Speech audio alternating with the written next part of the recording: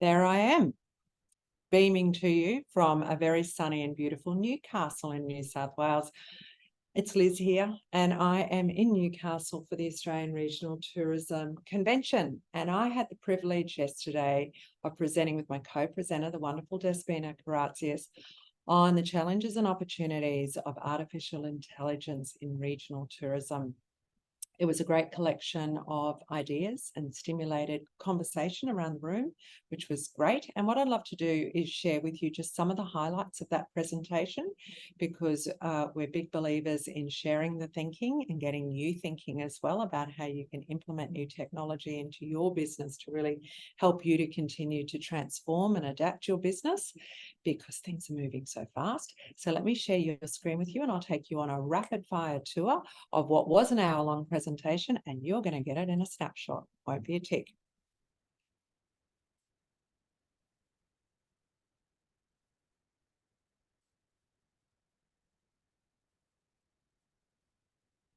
So, artificial intelligence in tourism, what are the challenges and opportunities? First of all, let's have a chat about where artificial intelligence, AI, sits within transforming technologies.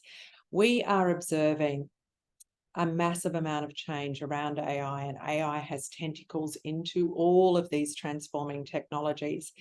We are seeing a continuing growth in the desire by consumers to have personalized communications and marketing, and the importance of data and analytics. Like, really, we think this is a #1 priority in businesses for tourism now, is to use data to make your marketing decisions. Get Google Analytics 4 set up and use analytics at the start of your marketing planning, not as an afterthought, but start using it to actually drive your decision making. Marketing automation. It is a really underutilized tool. So when we think about lead generation and email marketing automation and letting the systems do the work for you in your marketing and nurturing those leads, just doesn't happen in tourism much at all. And so that is really important. Short form video. Well, thank you, TikTok and Instagram Reels and YouTube Shorts. If you aren't using video in your marketing and your communications, then you really need to start straight away and thinking a little bit more into the future about the metaverse. It's not that far away that we will be being entertained, being educated, working in a completely augmented reality environment, and AI will be a very big part of that. And robotics. Yes, robotics aren't new in tourism. We saw hotels 15 years ago. There was one in Japan that Desi spoke about in the presentation that was using robots for customer service. It's definitely happening. But what we imagine in the future is that this will just become a normal part of our lives. But AI is central. Absolutely central to all of these transforming technologies. And we can use AI in the personalization of our marketing, in the personalization of our videos. We can use AI to create our videos. We can use AI to formulate our email marketing sequences and those emails. It is a tremendously relevant tool to our business environment and therefore to these emerging technologies as well. Now, what has really triggered the interest in AI? Well, we'll talk about ChatGPT in a sec, but we are seeing business leaders making profound predictions, like the CEO of Google, or now Alphabet, that owns Google, making statements like that AI will have a more profound impact on humanity than fire, electricity, and the internet. You don't have to scratch very far to find these sorts of predictions. We know that the social implications, we're already seeing it, the economic implications, the job displacement implications of AI is really serious stuff.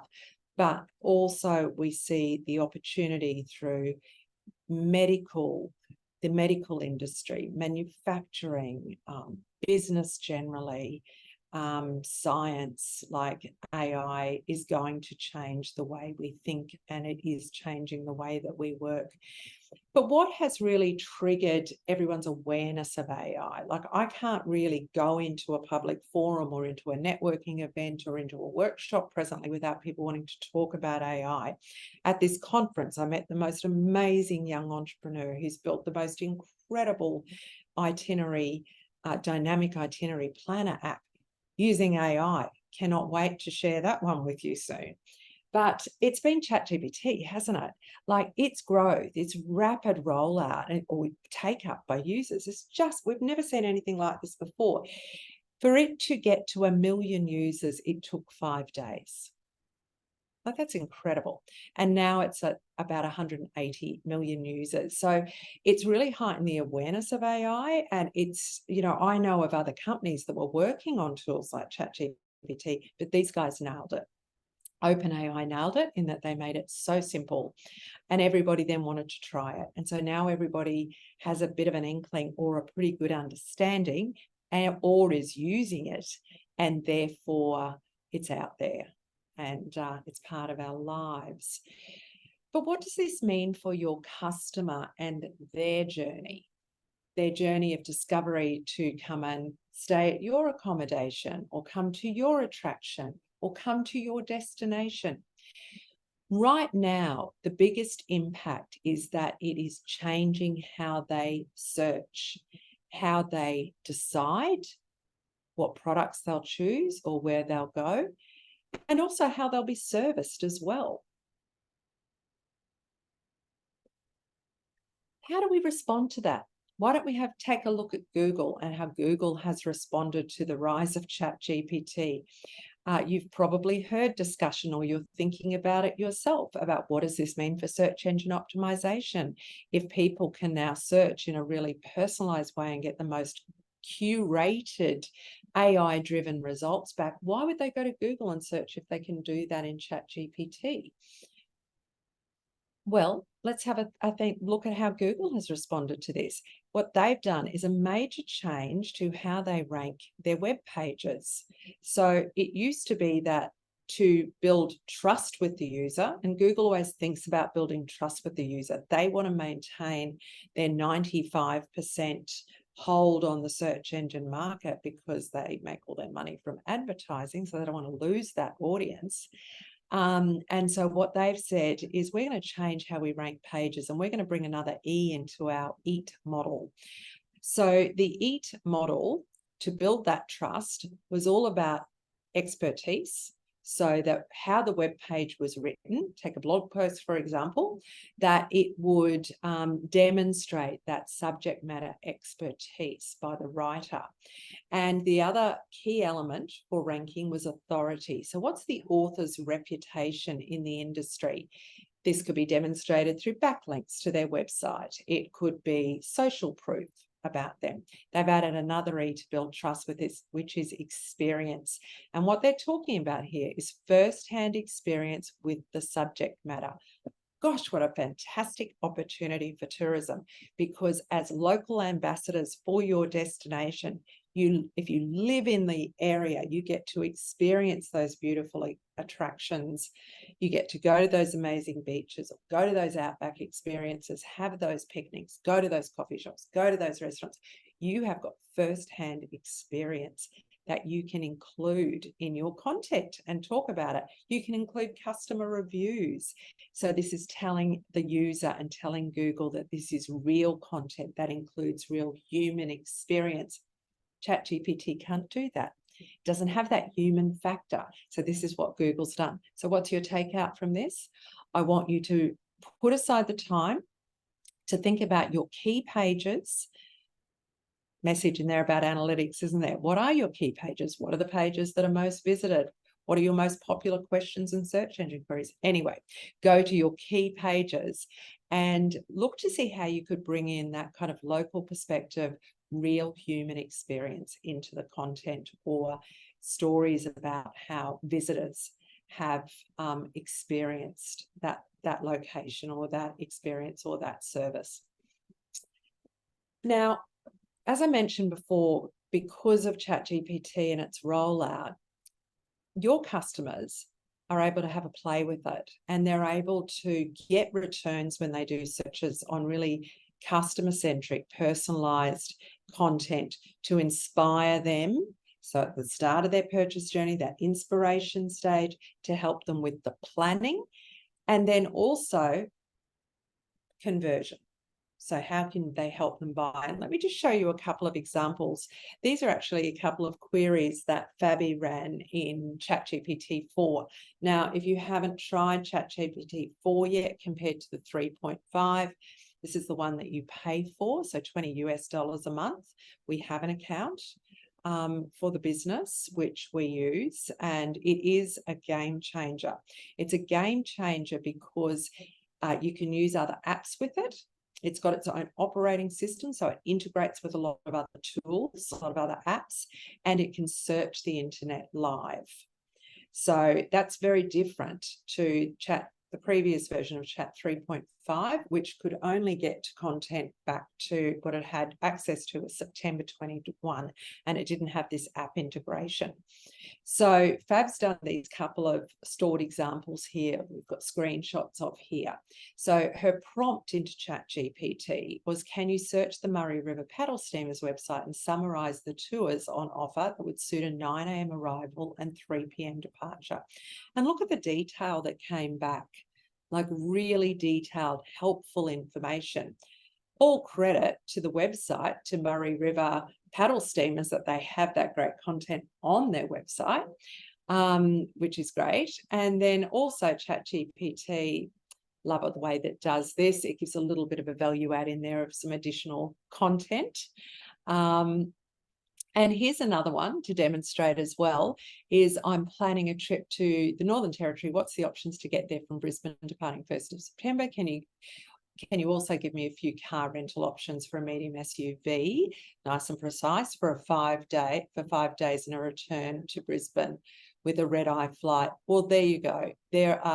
It's gone through, it's done the heavy lifting for this pretend consumer, came back within a minute with everything that Fabi needed to know for that trip.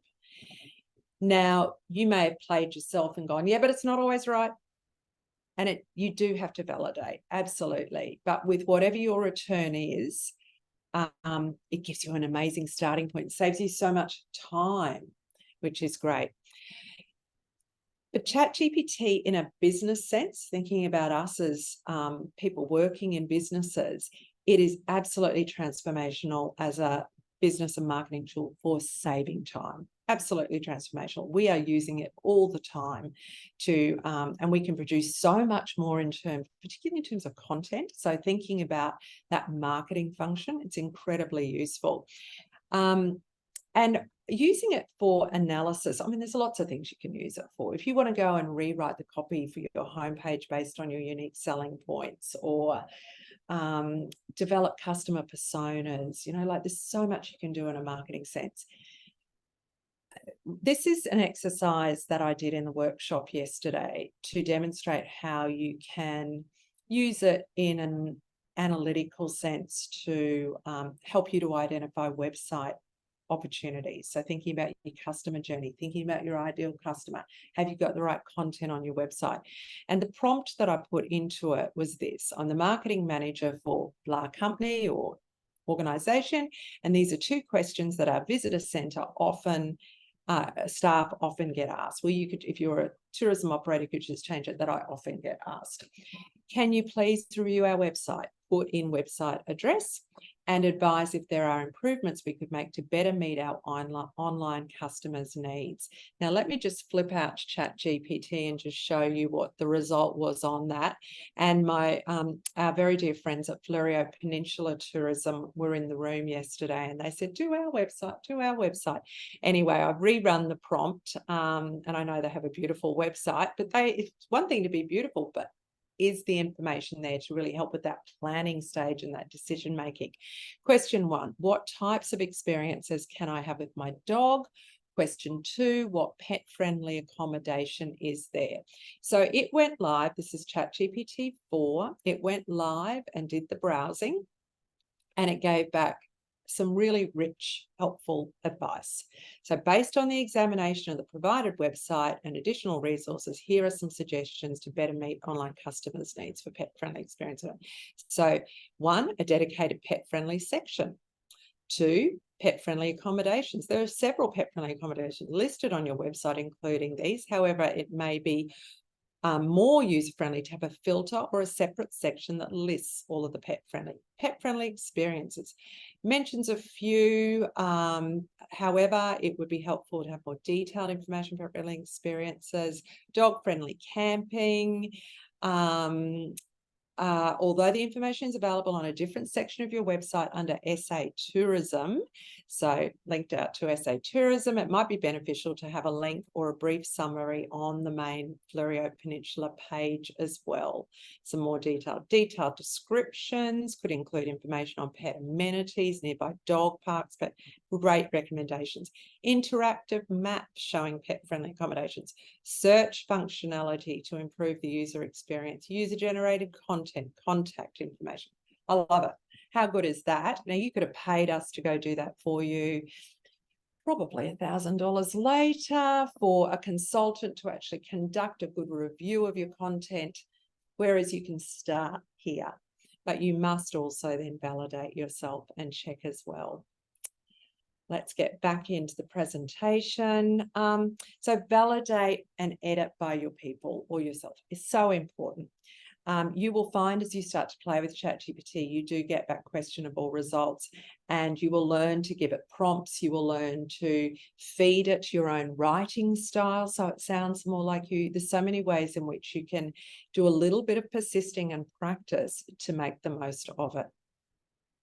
There's a further opportunity, though, that we highlighted in the workshop yesterday, which besides the content, you know, thinking about your customers' need for great content in the initial stages of the purchase cycle with inspiration and planning, what about that opportunity to increase conversion? So say you get them onto the website, however that is, whether it's through search engine optimization or even through ChatGPT, or through social media, or your ATW listing on another website.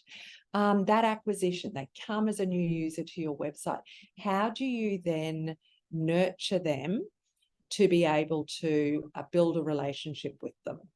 You don't own the relationship on social media with them. You don't have their contact details to do that. Whereas if you can get their email address by providing them in exchange a beautiful piece of helpful content, that's your lead magnet, set up some automated email marketing sequences, that's your nurturing, you start to build that relationship and stay engaged with them. On average, at best, only 5% of visitors to your website will actually convert. So there's a whole opportunity there, and that's that underutilized opportunity in tourism of lead generation.